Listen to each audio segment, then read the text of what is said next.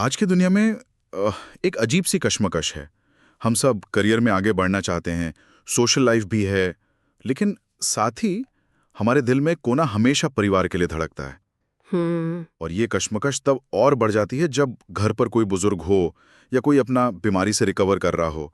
तब लगता है कि काश काश हम एक साथ दो जगह पर हो पाते। बिल्कुल। तो आज हम इसी चुनौती के एक संभावित समाधान पर गहराई से बात करने वाले हैं। हमारे हाथ एक दस्तावेज लगा है जो गुड फ्यूचर नाम की एक संस्था के बारे में है। अच्छा। ये संस्था घर पर ही स्वास्थ्य सेवाएं यानी होम हेल्थ केयर मुहैया कराती है। तो आज हम इसी एक संस्था के मॉडल को एक केस स्टडी की तरह इस्तेमाल करके ये समझने की कोशिश करेंगे कि घर पर प्रोफेशनल मेडिकल केयर का मतलब क्या है और ये अस्पतालों से कैसे अलग है। हाँ, और ये मरीजों और जो देखभाल करने वाला स्टाफ है, दोनों की जिंदगी पर क्या असर डालता है। बिल्कुल।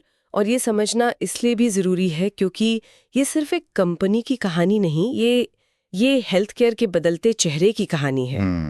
घर पर इलाज मिलना अब सिर्फ एक लग्जरी या सुविधा नहीं रही, ये एक जरूरत बनती जा रही है।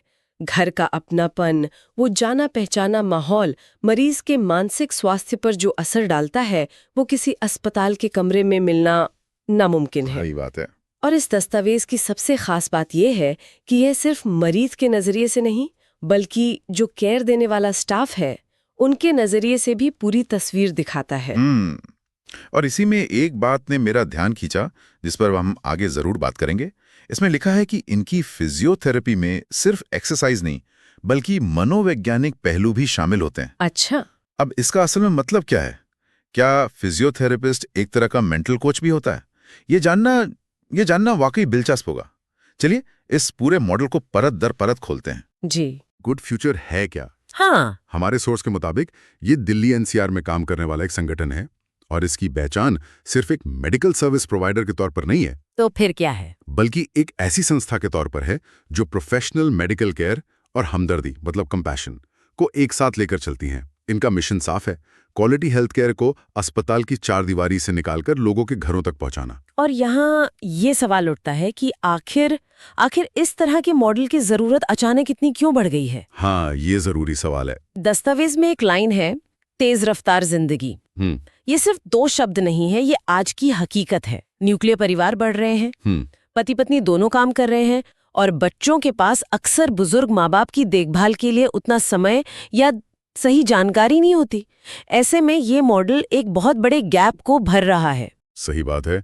और दस्तावेज में इनकी कुछ खासियतों का भी जिक्र है, जैसे 24/7 सपोर्ट, क्वालिफाइड मेडिकल स्टाफ और दशकों का अनुभव। लेकिन ये तो कोई भी अच्छी कंपनी दावा करेगी। यहाँ अलग क्या है? अलग है इसका एप्लीकेशन। 24/7 सपोर्ट का मतलब सिर्फ ये नहीं कि कॉल सेंटर पर कोई बैठा है। इसका मतलब है कि अगर रात के 2 बजे मरीज को कोई दिक्कत होती है तो परिवार अकेला महसूस नहीं करता। उनके पास मदद के लिए एक पूरी टीम होती है। और एक और बहुत जरूरी बात जिस पर सोर्स जोर देता है, ये मॉडल अस्पतालों के मुकाबले अक्सर ज्यादा किफायती होता है। अच्छा, ये कैसे? जब आप अस्पताल के कमरे का किराया, बार बार आने जाने का खर्च और दूसरी चीजें जोड़ते हैं, तो घर पर देखभाल ज्यादा फायदेमंद साबित हो सकती है। ये इसे सिर्फ अमीरों के लिए नहीं, बल्कि मिडिल क्लास के लिए भी एक प्रैक्टिकल ऑप्शन बनाता है। ये तो ही बड़ी तस्वीर कि इस मॉडल की जरूरत क्यों है और ये काम कैसे करता है। लेकिन अगर कोई इस सेवा को लेना चाहे तो असल में उन्हें मिलता क्या है? चलिए जरा इनकी सेवाओं पर नजर डालते हैं। जी। इन्हें मोटे तौर पर 2 हिस्सों में बांटा गया है, नर्सिंग केयर और फिजियोथेरेपी। ओके। नर्सिंग केयर का दायरा काफी बड़ा है। इसमें बच्चे की देखभाल, न्यूबॉर्न बेबी और माँ की देखभाल से लेकर बुजुर्गों की देखभाल यानी एल्डर केयर तक सब कुछ शामिल है। और इसमें भी अलग अलग लेवल होंगे, है ना? हाँ बिल्कुल। कहीं सिर्फ एक अटेंडेंट की जरूरत है जो रोजमर्रा के कामों में मदद करे, तो कहीं एक सेमी ट्रेन्ड या फुली ट्रेन्ड नर्स की जरूरत पड़ती है जो इंजेक्शन लगा सके या इंजेक्शन लगाना, घाव की ड्रेसिंग करना या फिर वाइटल्स की मॉनिटरिंग करना। और ये वाइटल्स की मॉनिटरिंग वाली बात सुनने में बहुत छोटी लगती है, लेकिन इसका असर बहुत बड़ा है। इसका मतलब सिर्फ रोज सुबह शाम ब्लड प्रेशर नापना नहीं है। तो फिर क्या है? इसका मतलब है कि एक प्रोफेशनल लगातार एक ट्रेंड पर नजर रख रहा है। अगर किसी बुजुर्ग का ब्लड प्रेशर या ऑक्सीजन लेवल धीरे धीरे गड़बड़ा रहा है तो उसे समय रहते पकड़कर डॉक्टर को इत्तिला दी जा सकती है। अरे वाह। ये एक छोटी सी दिखने वाली चीज किसी बड़ी मेडिकल इमरजेंसी को टाल सकती है और मरीज को दोबारा अस्पताल जाने से बचा सकती है। ठीक, ये प्रिवेंटिव केयर का एक बेहतरीन उदाहरण है। वाह, ये तो मैंने सोचा ही नहीं था। ये तो प्रोएक्टिव केयर हुई ना कि सिर्फ रिएक्टिव। अच्छा, अब आते हैं उस दूसरे हिस्से पर जिसने मुझे सबसे ज्यादा सोचने पर मजबूर किया, फिजियोथेरेपी। जी। हम सब फिजियोथेरेपी को घुटने के दर्द, कमर दर्द या किसी सर्जरी के बाद की रिकवरी से जोड़कर देखते हैं, लेकिन यहाँ कुछ और ही बात हो रही है। बिल्कुल, और यहीं पर ये मॉडल सच में सबसे अलग नजर आता है। दस्तावेज कहता है कि वे उपचार में मनोवैज्ञानिक पहलुओं को शामिल करते हैं। चलिए इसे डिकोड करने की कोशिश करते हैं। इसका मतलब क्या हो सकता है? सोचिए, एक 80 साल के बुजुर्ग हैं जो बाथरूम में गिर गए थे और उनकी हिप सर्जरी हुई है। ओके। अब उनका शरीर तो ठीक हो रहा है, लेकिन उनके मन में एक डर बैठ गया है, दोबारा गिरने का डर। हाँ, ये डर तो बहुत स्वाभाविक है। एग्जैक्टली। अब एक नॉर्मल फिजियोथेरेपिस्ट आएगा, कुछ एक्सरसाइज कराएगा और चला जाएगा। लेकिन यहाँ बात हो रही है एक ऐसे अप्रोच की जहाँ थेरेपिस्ट पहले उस डर को समझता है। अच्छा। वो मरीज से बात करके उनका कॉन्फिडेंस बनाता है, वो उन्हें छोटे छोटे सुरक्षित स्टेप्स लेने के लिए मोटिवेट करता है। वो सिर्फ मांसपेशियों पर नहीं बल्कि मरीज की हिम्मत पर काम करता है। मतलब डर को दूर करना। हाँ, इस डर को दूर करना ही आधी रिकवरी है। जब मरीज मानसिक रूप से चलने के लिए तैयार होता है तभी शरीर उसका साथ देता है। इसीलिए दस्तावेज में लिखा है कि इससे चमत्कारिक परिणाम मिल सकते हैं। ये सिर्फ एक्सरसाइज नहीं, ये एम्पावरमेंट है। ये तो सच में गेम चेंजर अप्रोच है। तो हमने सर्विसेज को तो समझ लिया, लेकिन कोई भी सर्विस उतनी ही अच्छी होती है जितने अच्छे उसे देने वाले लोग होते हैं। बिल्कुल। और यहाँ ये चर्चा एक नया मोड़ लेती है। ये दस्तावेज सिर्फ क्लाइंट्स के लिए नहीं है, ये उन लोगों को भी अपनी ओर खींचता है जो हेल्थ केयर में अपना करियर बनाना चाहते हैं। हाँ, ये बहुत दिलचस्प है। इसमें गुड फ्यूचर को सिर्फ एक नौकरी की जगह नहीं बल्कि एक परिवार की तरह दिखाया गया है। एक ऐसा माहौल जहाँ स्टाफ की काबिलियत का सम्मान होता है। लेकिन सवाल ये है कि इस काम में मोटिवेशन कहाँ से आता है? ये काम शारीरिक और भावनात्मक रूप से बहुत बहुत थका देने वाला हो सकता है। इसका जवाब भी सोर्स में ही छुपा है।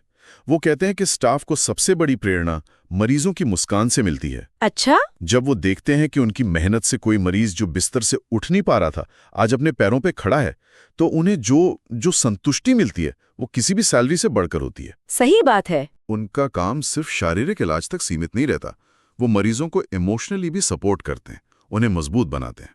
और इस बात को हवा-हवाई नहीं छोड़ा गया है।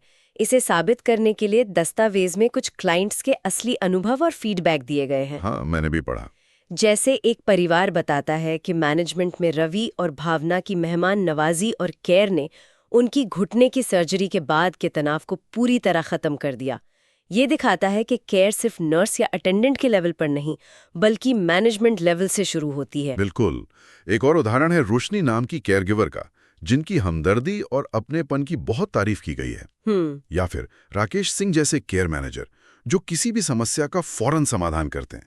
ये नाम और कहानियां इस सर्विस को एक मानवीय चेहरा देती हैं। हाँ। इससे ये एहसास होता है कि आप किसी बड़ी गुमनाम कंपनी से डील नहीं कर रहे हैं, बल्कि आप उन लोगों से जुड़े हैं जिन्हें आप नाम से जानते हैं और जिन पर आप भरोसा कर सकते हैं। और वो राकेश सिंह वाला उदाहरण एक और जरूरी बात की तरफ इशारा करता है। इसका मतलब है कि जो केयर गिवर मरीज के घर पर है वो अकेला नहीं है, उसके पीछे एक मजबूत मैनेजमेंट और सपोर्ट सिस्टम खड़ा है। सही। अगर उसे कोई दिक्कत आती है तो उसे पता है कि मदद सिर्फ एक फोन कॉल की दूरी पर है। ये बात स्टाफ का मनोबल बनाए रखने के लिए बहुत जरूरी है। ये दिखाता है कि ये सिर्फ लेन देन का रिश्ता नहीं बल्कि एक पार्टनरशिप है कंपनी, स्टाफ और मरीज के परिवार के बीच। बिल्कुल। तो अगर हम इन सब बातों को एक साथ जोड़कर देखें तो इसका कुल मतलब क्या निकलता है? फायदा किसे और कैसे हो रहा है? मुझे लगता है इसे 3 लेवल पर देखा जा सकता है। हाँ, चलिए इसे ब्रेक डाउन करते हैं। सबसे पहला और सबसे जरूरी लेवल है मरीज। सही। मरीज के लिए सबसे बड़ा फायदा है पर्सनलाइज केयर। अस्पताल में एक नर्स शायद 10 मरीजों को देख रही होती है, लेकिन यहाँ एक केयर गिवर सिर्फ एक मरीज पर फोकस करता है। हाँ, केयर प्लान सिर्फ बीमारी को देखकर नहीं बल्कि मरीज की आदतों, जरूरतों और घर के माहौल को देखकर बनाया जाता है। और घर का आराम और अपनी आजादी तो है ही, जिसकी कोई कीमत नहीं। बिल्कुल। अब आते हैं दूसरे लेवल पर, परिवार। उनके लिए सबसे बड़ी चीज है मानसिक शांति। मानसिक शांति। ये शब्द हम बहुत आसानी से इस्तेमाल कर लेते हैं, पर इसके गहरे मायने हैं। इसका मतलब है कि आप ऑफिस में अपनी मीटिंग पर ध्यान दे सकते हैं, इस चिंता के बिना कि घर पर माँ ने दवा खाई या नहीं। सही बात है। इसका मतलब है कि आप रात को चैन से सो सकते हैं, ये जानते हुए कि कोई प्रोफेशनल आपके अपने की देखभाल के लिए मौजूद है। ये उस अपराध बोध या गिल्ट को कम करता है जो अक्सर कामकाजी बच्चों को महसूस होता है। और तीसरा लेवल है खुद स्टाफ का। दस्तावेज तो यही कहता है कि ये उनके लिए सिर्फ एक नौकरी नहीं बल्कि एक संतोषजनक करियर है। उन्हें लगातार सीखने और अपनी स्किल्स को बेहतर करने का मौका मिलता है। पर क्या ये हमेशा इतना आसान होता है? शायद नहीं, लेकिन दस्तावेज ये तर्क देता है कि इस मॉडल की सफलता 3 मजबूत स्तंभों पर टिकी है जो स्टाफ को भी सपोर्ट करते हैं। पहला है प्रोफेशनल मेडिकल ज्ञान और ट्रेनिंग। ओके। दूसरा है मजबूत मैनेजमेंट, जैसा हमने राकेश सिंह के उदाहरण में देखा। और तीसरा और शायद सबसे जरूरी स्तंभ है करुणा और सहानुभूति का कल्चर। जब एक संगठन सिर्फ प्रॉफिट पर नहीं बल्कि केयर पर भी जोर देता है, तो स्टाफ भी खुद को सिर्फ एक कर्मचारी नहीं बल्कि एक बड़े मिशन का हिस्सा समझता है। ये मॉडल इस बात को बार बार साबित करता है कि हेल्थ केयर में ह्यूमन टच का कोई विकल्प नहीं है। तो आज की हमारी इस पूरी बातचीत का सार यही है कि होम केयर सर्विसेज सिर्फ एक बिजनेस मॉडल नहीं है, बल्कि ये हमारी आज की जीवन शैली की चुनौतियों का एक असरदार और मानवीय समाधान है। जी। ये प्रोफेशनल मेडिकल साइंस को घर के सुकून के साथ मिलाता है। और जैसा कि दस्तावेज बार बार इशारा करता है, इसमें टेक्नोलॉजी और स्किल जितनी जरूरी हैं, उतनी ही अहमियत मानवीय संवेदनाओं, रिश्ते और भरोसे को भी दी जाती है। बिल्कुल। ये सिर्फ इलाज नहीं, ये सही मायनों में देखभाल है। बिल्कुल। और ये पूरी चर्चा हमें एक बहुत बड़े और भविष्य से जुड़े सवाल पर सोचने के लिए छोड़ जाती है।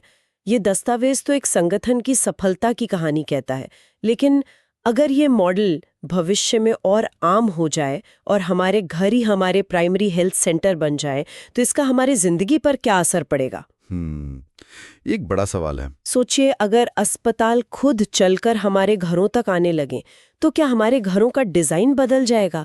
क्या हम भविष्य में ऐसे घर बनाएंगे जिनमें एक केयर रूम पहले से मौजूद हो? वाह। इसका हमारे पारिवारिक रिश्तों पर क्या असर पड़ेगा जब एक प्रोफेशनल केयरगिवर हमारे परिवार का एक हिस्सा बन जाएगा? ये सिर्फ हेल्थ केयर का भविष्य नहीं है, ये हमारे समाज और हमारे घरों के भविष्य का सवाल है, और इस पर सोचना बहुत जरूरी है।